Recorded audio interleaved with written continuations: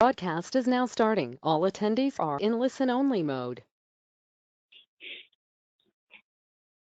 Good morning. I'm Doug Sokolowski, Account Manager for LammTech, and welcome to our webinar. We're going to talk about cybersecurity, and we welcome you and thank you for your time on today's webinar.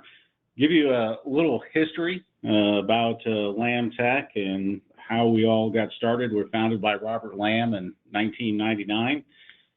He still serves as our owner today. We provided managed services for business and organizations with our core coverage area between Kansas City to Columbia, and then from the Brunswick area on to Springfield. We do service other states and regions as well. In addition to the areas that we support, we offer managed services to maintain security, help desk support, consulting, and also data recovery and backup services. We do have some great guest speakers here today that are some partners with LammTech and the services we offer. And for those that are current clients of ours that are joining us, we do appreciate your time and your partnership. We do believe that you'll learn more about protecting your business and how we assist with that. If you have any questions on what you learned today and how it works with your specific agreement, feel free to reach out to our team after the webinar is complete. On the note, for those that are joining us, if you have any questions during the duration of our speakers, we will have those answers towards the end of our program here today. Now, some of you who have joined us in our webinars in the past, we appreciate your interest in enhancing your business strategy. Today, we're going to discuss current threats and what's coming up on the horizon. We're happy to hear about cybersecurity and how you can have the best practices to protect your network, not only with LammTech, but our great partners in SonicWall. We do have two great presenters that are joining us today who have a wealth of knowledge about cybersecurity threats that are out there. They include Hannah McCarthy, who is the Senior Inside Channel Account Manager for the Great Plains for SonicWall, and also Alan Nordyke, who is the SonicWall Channel Sales Engineer. So without further ado, we welcome Alan and Hannah. Good morning. Good morning. Good morning.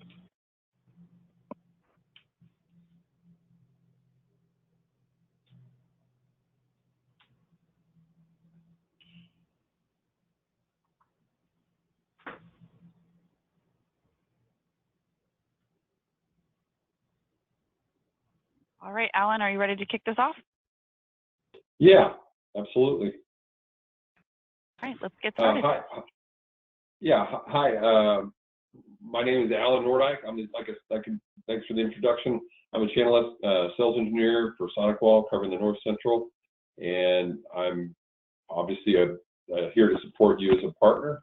And I'm here today to talk to you guys about the mid-year 2019 cyber threat report.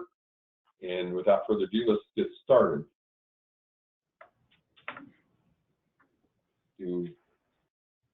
Peter, are you running the slide for me, or? Oh, just go ahead and give it a click. Get yourself on screen. Okay. There you go. There we go. Okay. All right. Thank you. All right. Again, Alan Nordyke, channel sales engineer. I cover the North Central, cover about 8 states. LammTech is one of our partners, obviously, and I'm thrilled to be here today to talk to you guys about our cyber threats that we're seeing in the first half of 2019. As you can see here, with our SonicWall Capture Labs threat network, we have basically been in business for almost 30 years. We have over a million plus sensors across the globe in over 200 countries that we've gathered, by the SonicWall Capture Threat Network. And we've basically been gathering data for almost 30 years, which is an inordinate amount of time. With our SonicWall Capture Labs researchers, we pioneered the use of artificial intelligence for threat research and protection for over a decade ago that we've put in place.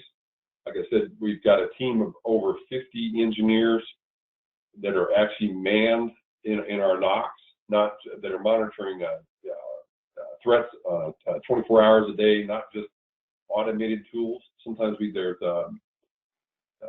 security companies they're basically just using automated tools, and we actually man our NOCs with engineers to monitor, and we also have automated tools as well.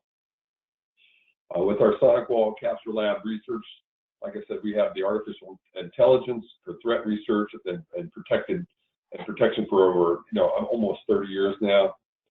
We actually have a 24-hour response to 0-day vulnerabilities. So if you for some reason, a customer for some reason were to have get hit by like a WannaCry or some other virus out there that we've seen in the past, we've got a 24-hour response to circumvent those situations. We've also analyzed over 12 billion malware attacks from January of 2018 to February 2019. That's a sample of over basically roughly about 140,000 malware attacks daily, and 28 million of those were blocked daily. So and again, of those 28 million blocked daily, we collected an extensive malware library with hundreds of terabytes of data and artifacts, and we believe that we've got a leg up on the competition as well.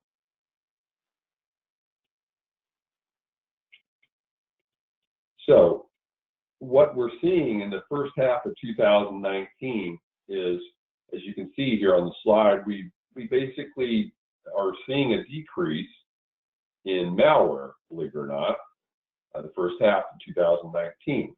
Our 20% drop compared to fiscal 2018, where in all of 2018 we logged 10.5 billion malware attacks globally, the most the company has ever reported, which is quite astounding, I would think. But although the malware attacks were down, as you can see, the hackers or the cyber attackers are getting creative, and they're sending viruses at different times during the holidays, right before the holidays.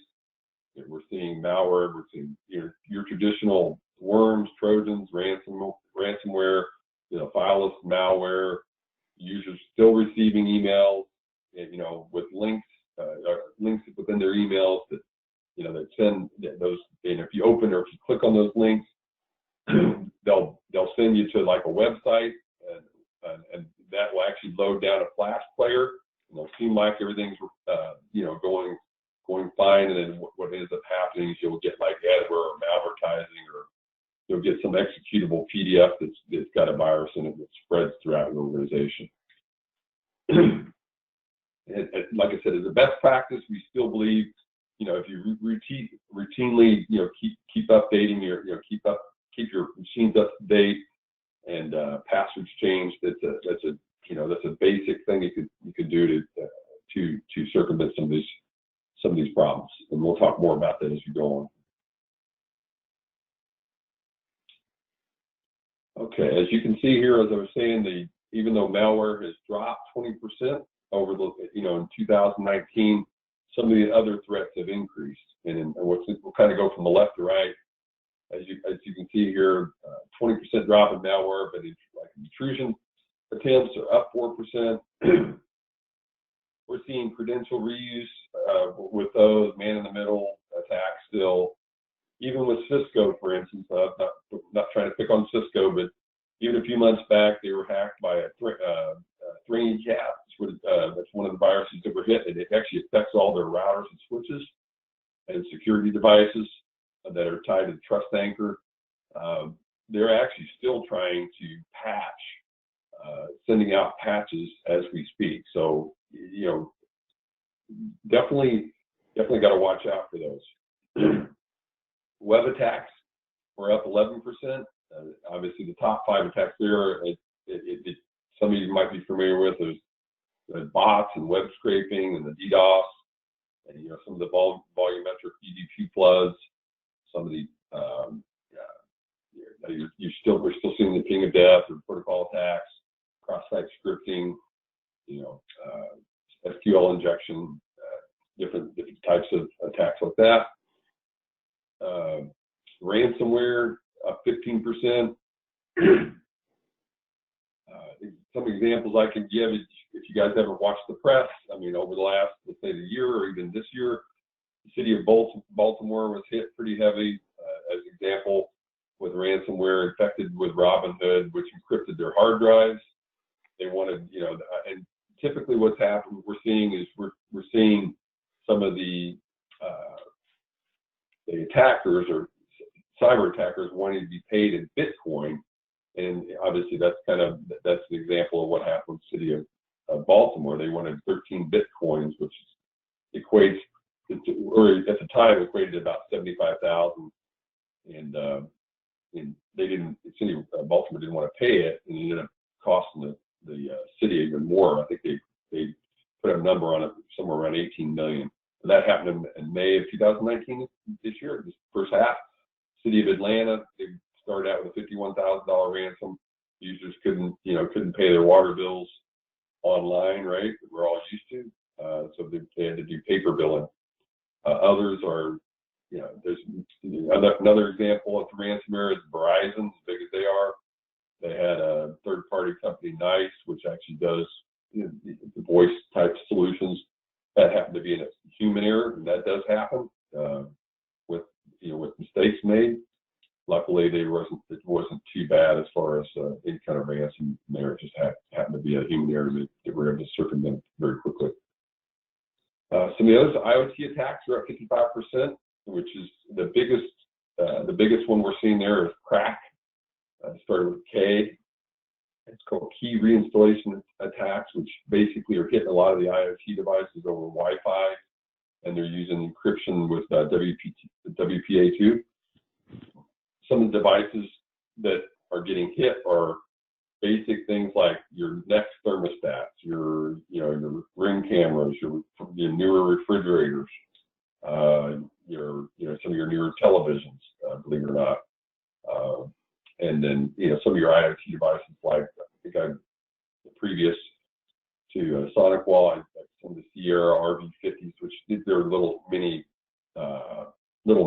wireless or router type devices, where a lot of the folks are putting those out at like SCADA equipment or utility polling stations, and they're just using default username and password, never changing it. So what ends up happening is hackers find that out, and they can actually go in and basically turn that device into whatever they want it to be, right? Other examples, encrypted threats are up 76%. Really, what we're seeing there is hackers are trying to obviously are hacking through encryption. And it's because, from SonicWall's perspective, you haven't implemented DPI SSL. You don't have that turned on. We offer deep packet inspection over the secure socket layer, where we protect against encrypted HTTPS traffic, SSL, and of course SSH, mainly like an example in port 22, right, where the SSL traffic is decrypted and scanned for threats, and then re-encrypted and sent along to its destination. So we're kind of like the man in the middle, if you will, and we'll get into that here later in more detail. Okay, here's another stat where we're seeing globally for the top global countries and some of the malware the countries that have went up in the first half of 2019. The attacks are largely down in 2019 with a few exceptions. Obviously, India is up 25%, and the Netherlands 3%, and Switzerland up 72%. Those are the two biggest.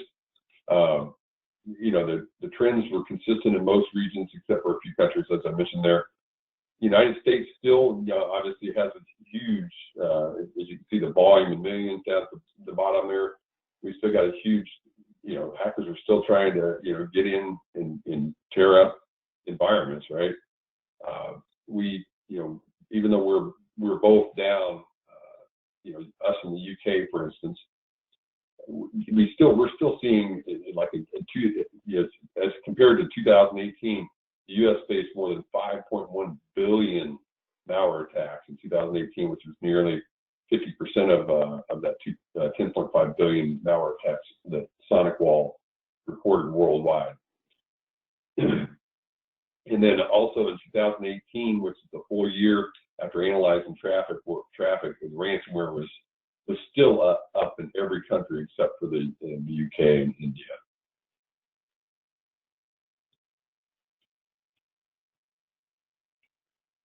All right, so as I was mentioning earlier, ransomware is still rising. I gave you guys a few examples just a few minutes ago. We're seeing the volume reached 110, as you can see here, 110 million, over 110 million for the first half of 2019, a 15% increase year to date globally, which that should raise everybody's eyebrows. What we're seeing is in the first half of 2019, a lot of city and government agencies being hit hard. Obviously, in April 2019, city of Tallahassee, Florida, cyber criminals stole $498,000 from an employee payroll system. These are some examples. March 2019, Jackson County, Georgia, the city officials paid $400K to bring computers back online. I mentioned the city of Baltimore already, where they affected the city servers. Even though the ransoms are down, the U.S., the ransoms are higher. They're very, very high costs when hit. So we definitely want to make sure that you're locked down. And we actually we kind of have a layered approach. We'll get into that a little later.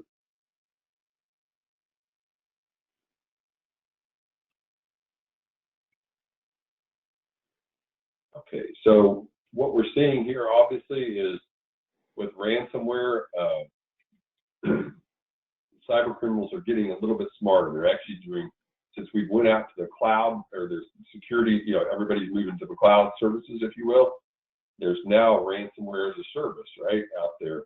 And some of the families that we're seeing in the first half of 2019, if you see here compared to 18, we're still seeing the family of the servers and ENCRYPTED, Hidden Tier. These are some of the top ones that are out there. Cyber Joker, which is complementing an uptick of ransomware attacks, right? So obviously servers had the most volume, and what server is an example is it's a service is a closed underground Russian form to hackers, right?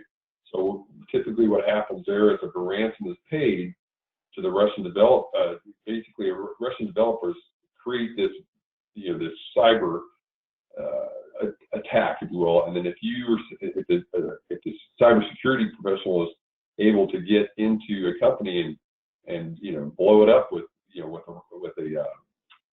viruses, then what happens is they get paid a percentage, and so does the Russian developer, and that's why they're very they're really working hard to get that. So they split the money, and then obviously everybody gets paid. It opens, like I said, it opens up like this server opens up encryption files with a AES 256K encryption. It affects Office and PDF files, usually executed via PDF. But both cyber criminals, again, out of all these families, want to get paid, as I mentioned earlier, with Bitcoin. Some of the others out here, hackers that hackers are using is Bad Rabbit, disguised as an Adobe Flash installer in a drive to be downloaded, which affects websites. ENCRYPTED, which is ransomware that demands cryptocurrencies. I mentioned earlier with the Bitcoin payment to unlock computers, and some of the others is Satan, Adam, and Postman, and in Philadelphia. What we're finding out is the average ransomware as a service is right around 150K. So it's important the important takeaway out of this is to since this is as a service or in the cloud, is we actually have a service called Capture Advanced Threat Protection with RTDMI, which can detect and mitigate some of these subtle variances. which, and changes to like some of them, like for example, the malware cocktails or open source that you see here. And obviously things that you can do beyond that is like back up your data, keep your system software up to date, and obviously avoid links and attachments.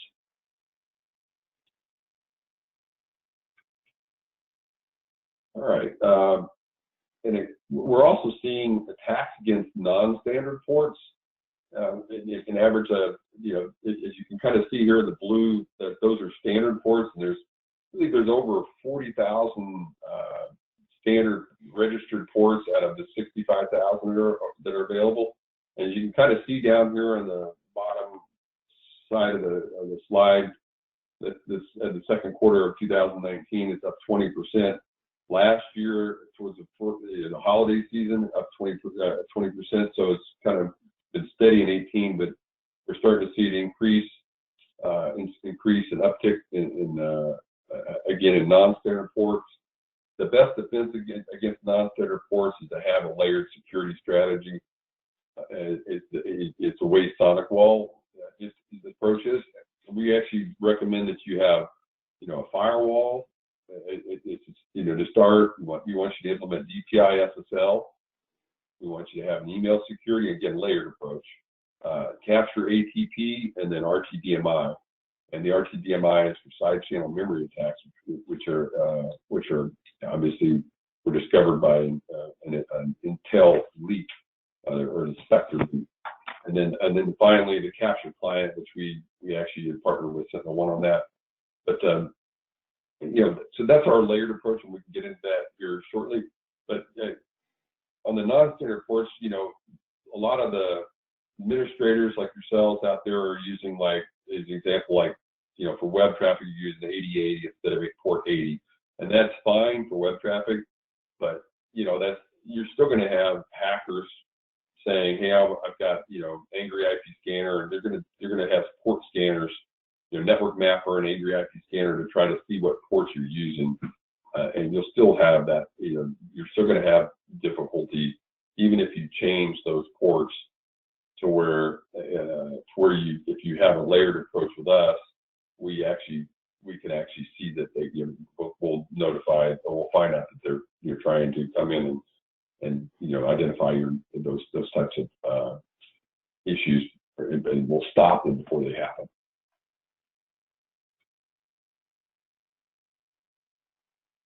All right, so as we talked about earlier, a few slides back, the encrypted threats are intensifying.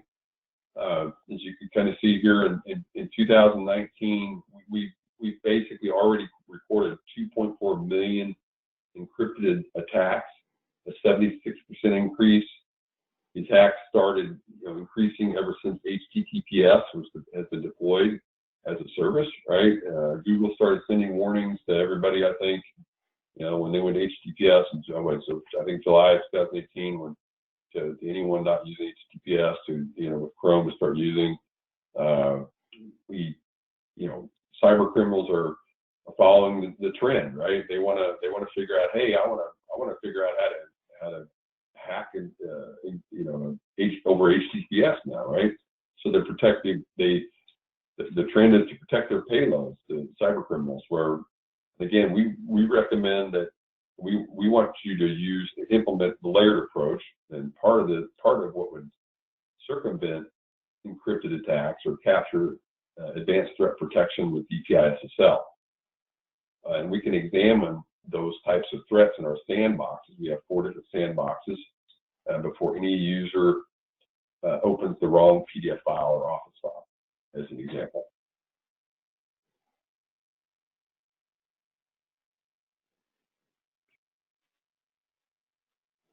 Okay, machine learning and multi-sandboxes are, as I was saying just previously, in previous slides, are a must.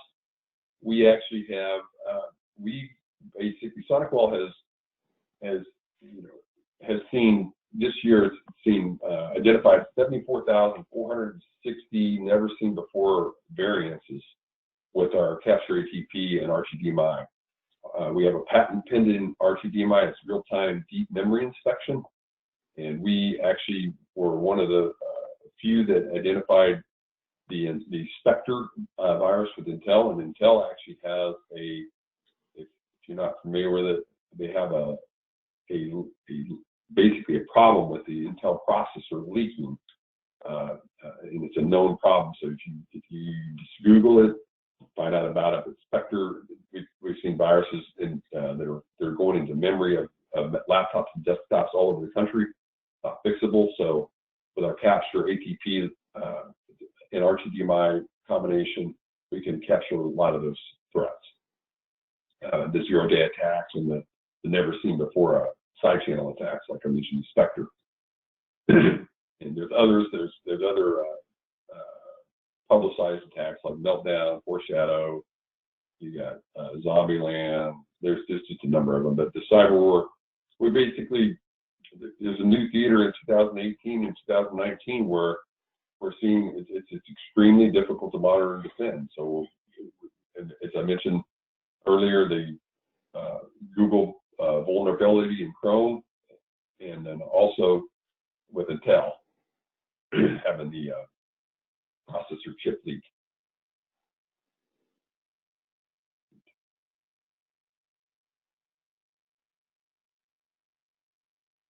Okay, all right. So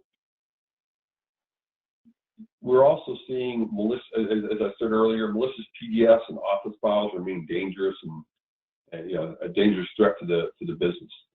So even though we are seeing some of the threats going down in the second quarter, as you can see here, 21%. That's moved from a first quarter 39 down to 21. But what we continue to see is threats being hit very heavily around the holidays, which we're coming up on. Let's say November, December, we're going to start seeing an uptick on those. We typically see traditional PDF and Office files continue to routinely leverage to exploit users' trust and experience. Links within emails. I had a peer of mine. Their daughter went to apply for college recently. Went out to the college website. It was a TLS 1.2 secure HTTPS secure website. Grabbed the PDF file to fill out the application, downloaded it to her laptop, and opened it, and it actually had a virus on it, because what was happening is somebody had obviously got a virus and put it back up on the website. And every time someone was pulling it down, it would extract the virus, right? So in February and March 2019, our Capture Labs threat researchers found that 51% and 41% never seen before attacks respectively came from those types of be it PDF and Office files. So it's the best thing to do is be careful about what you're looking at. And obviously if you launch our if you have our firewalls in place and you have capture ATP and RTDMI in your environment, then we're going to catch a lot of those or all of those files before that student in this case gets to see those files.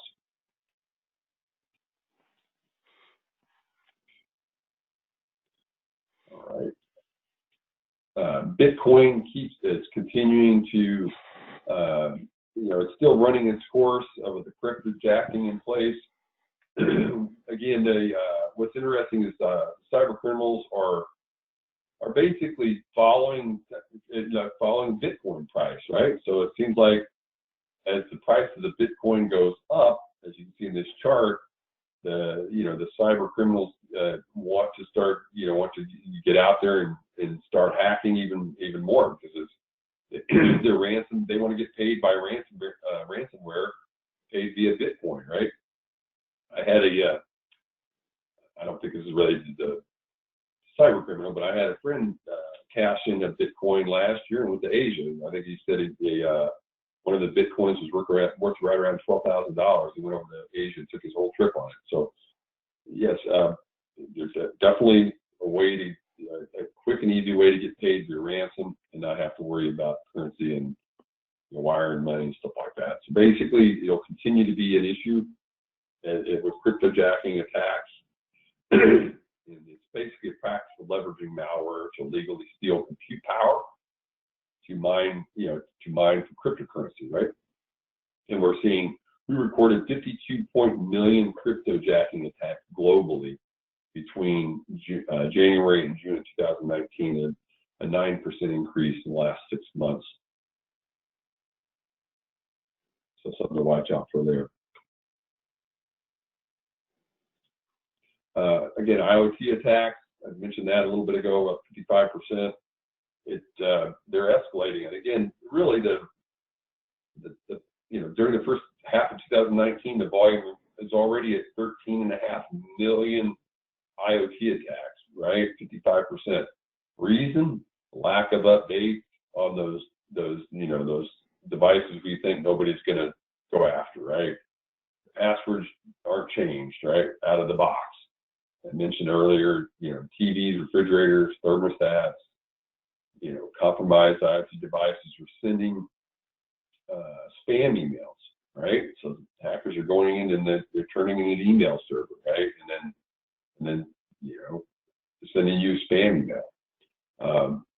Home invasions on the Wi-Fi security systems. Hackers find the IP of the IoT device, then they use it to pinpoint your IP address, right? And then obviously, you guys probably seen this as well, like even remote vehicles, right? So vehicles have been turned off on driving down the freeway. And those are some of the examples that we're seeing. And again, really, this is going to be an issue, and we're estimating that over more than 31 billion IoT devices will be installed by 2020. So this is something that if you're not thinking about it, you need to definitely take note of it.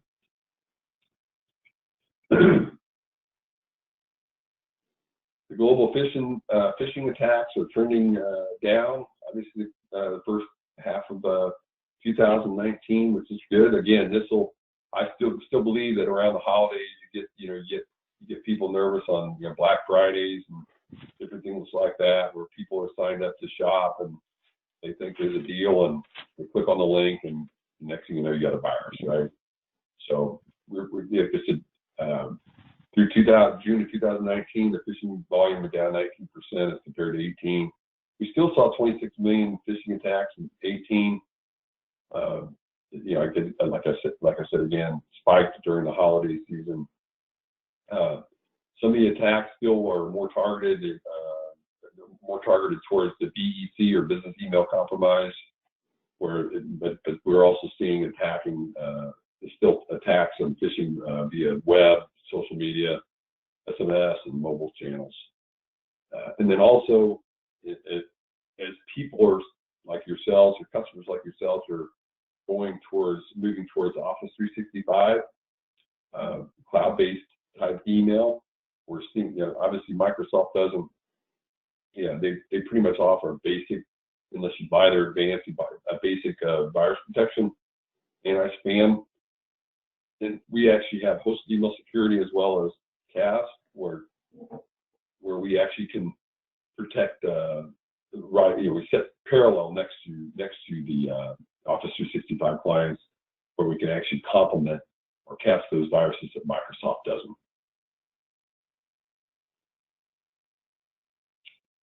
And obviously our mission is to promote global awareness, and obviously we've been talking about it the last half hour here, but we're committed to researching, analyzing, continuing to gather information in our capture labs, and we'll never stop until we feel like we've captured and closed those cyber criminals across the country. And that's all I've got for today. Thank you guys for attending. And one more thing, you can download the threat report off of sonicwall.com/threat report to keep for yourself. And with that, I'll hand it back over to David or Courtney and take any questions you guys might have. Do appreciate your time, Alan, and also Hannah. And just before we go, just thought we'd see if any of our participants had any questions for those at SonicWall today before we go. So if we have any questions, you can click on the raising in hand and let us know.